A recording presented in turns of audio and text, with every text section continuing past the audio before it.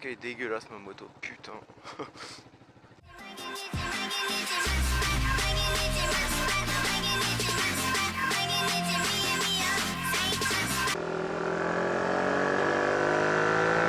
Salut les riders, alors aujourd'hui nouvelle vidéo.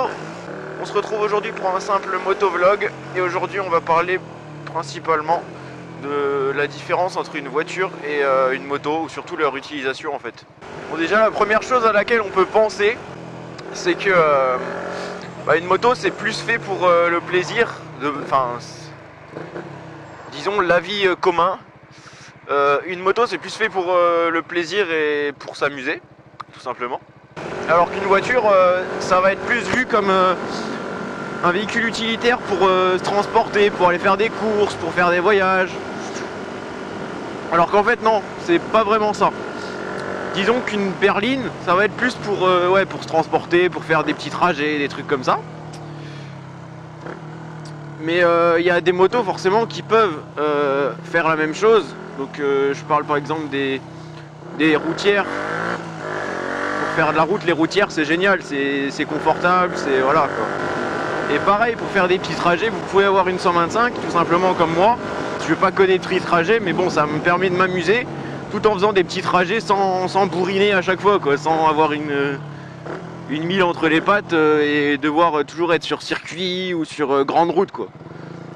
Bon, en même temps j'ai pas trop la possibilité d'en avoir vu que j'ai pas l'âge, mais admettons voilà. Après ce qu'il faut voir aussi entre une voiture et une moto, c'est l'usage par rapport au temps qu'il fait. Par exemple en ce moment il fait pas beau, il fait froid.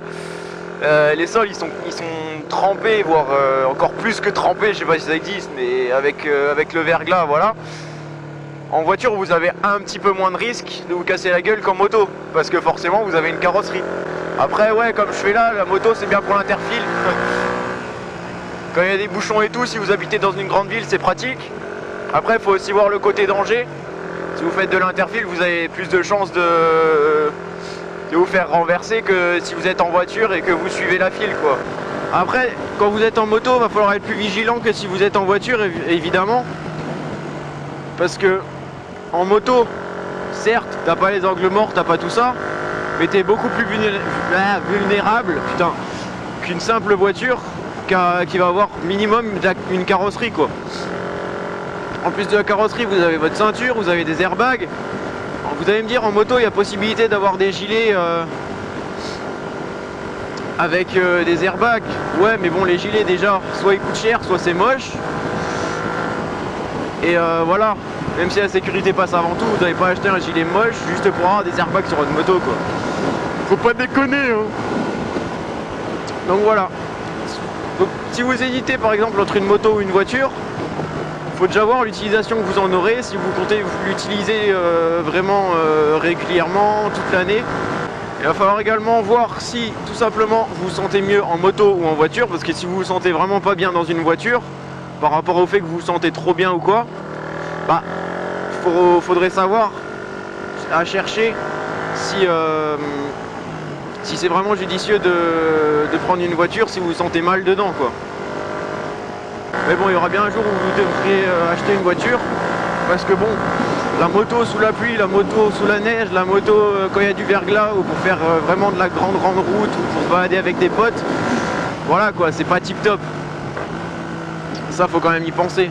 Après c'est sûr, hein, une moto vous pouvez faire comme une voiture en vous amusant un peu plus, c'est sûr. Mais il y a forcément des moments où vous aurez besoin d'une voiture. Par exemple moi c'est bien, en ce moment je vis encore chez mes parents. Je suis en moto, comme ça je peux me faire des trajets quand je veux. J'ai pas besoin de faire les courses, pas besoin de faire ceci, cela. Mais le jour où je deviendrai indépendant, c'est-à-dire bientôt que j'y repars, je serai bien content d'avoir une voiture pour pouvoir faire mes courses, pour pouvoir me trimballer un peu où je veux sans avoir à prendre les transports en commun par exemple. Donc c'est vraiment plein de critères à prendre en compte pour voir vraiment soit ce qui nous correspond le mieux, soit ce qui nous plaît le mieux. Et après, évidemment, il faut voir si on a le budget pour. Parce que acheter une voiture, ça va pas forcément être le même budget qu'acheter une moto. Vous pouvez trouver des petites motos pas chères sur internet, alors que des petites voitures pas chères, ça sera moins fréquent, on va dire.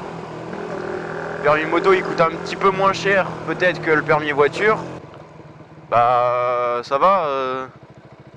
Bah vas-y passe imbécile. Donc voilà. Donc pour ma part c'est tout ce que j'ai à vous dire. J'espère que cette petite vidéo on va dire improvisée parce que là il fait pas beau et puis le sol il est mouillé. Je fais la vidéo entre deux cours hein, je vous le dis, voilà quoi. Donc j'espère que cette petite vidéo improvisée vous aura plu. Bon le sujet il était pas ouf. Mais je sais que ça peut en aider certains. Parce que je pense que il y en a qui doivent se poser la question, hein, comme beaucoup de gens hein, d'ailleurs. Il y a toujours des questions qu'on se pose et qu'on trouve pas de réponse, donc peut-être que là, voilà. Donc j'espère que la vidéo vous aura plu à nouveau. Sur ce les gens, je vous dis à la prochaine pour une nouvelle vidéo.